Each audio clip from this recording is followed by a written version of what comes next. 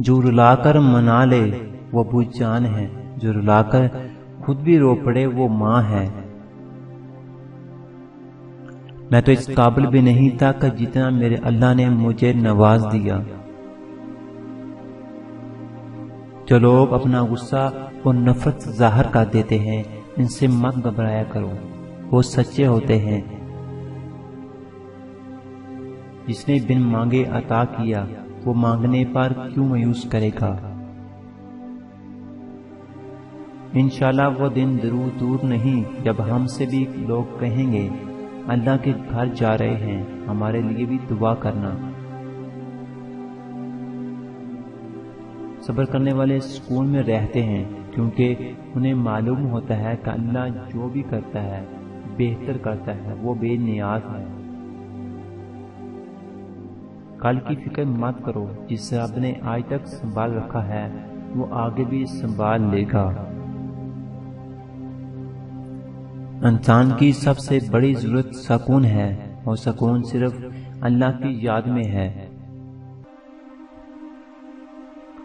رشتے کچھ وقت کے لیے ناراض تو ہو سکتے ہیں لیکن ٹوٹ نہیں سکتے، جو ٹوٹ جائیں وہ رشتے مخلص نہیں ہوتے۔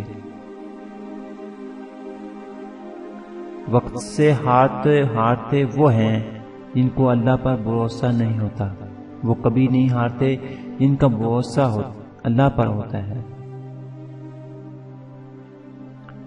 دل میں خدا کا ہونا لازم ہے، سجدوں میں پڑے رہنے سے جنت نہیں ملتی۔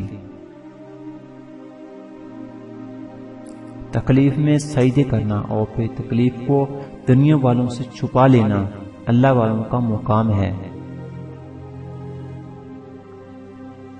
یا اللہ ہم آزمائش کے قابل نہیں ہیں، ہم کو اپنی رحمت سے نواز دے بس۔ دنیا میں ماں باپ سا مخلص کوئی دوست نہیں، اپنے والدین کے ساتھ پیار کریں۔ اچھا اخلاق ہونا چاہیے کیونکہ اخلاق کبھی نہیں ہارتا اور تکبر کبھی نہیں جیت پاتا۔ ماں باپ کے پاس بیٹھنے کے دو فائدے ہیں، آپ کبھی بڑے نہیں ہوتے، ماں باپ کبھی بوڑھے نہیں ہوتے۔ عورت کو اللہ پاک نے صلاحیت دی ہے کہ وہ وقت پڑنے پر والدین کا بیٹا اور اولاد کا باپ بن جاتی ہے۔ اللہ کو بہت پسند ہے دولت مند کی عاجزی، جوانی کی عبادت، غریب کی سخاوت اور گناہ گار کی توبہ۔ کون کب اور کس وقت اور کتنا مخلص ہے وقت سب کچھ بتا دیتا ہے۔ بہترین نکاح وہ ہے جس میں لڑکی کے باپ پر ایک تنکے کا بھی بوجھ نہ ڈالا جائے۔ جو رشتے دل سے وابستہ ہوں خوشی اور غم ان سے وابستہ ہو جاتے ہیں، ہم چاہیں بھی ان سے دور نہیں بھاگ سکتے کیونکہ رشتے ہوتے ہی دل کے ہیں۔